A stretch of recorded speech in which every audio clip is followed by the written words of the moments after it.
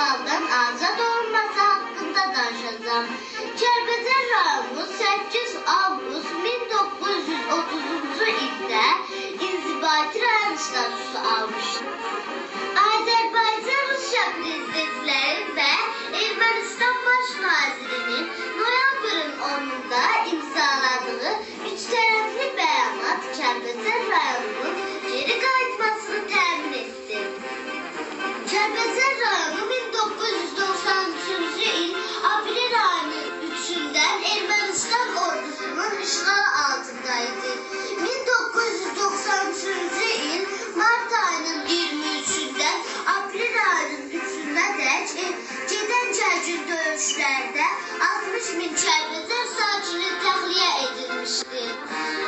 Rayon ərazisində bir şəhər, bir qəsəbə və 141 kənd olmaqla 147 yaşayış məntəqəsi yerləşirdir.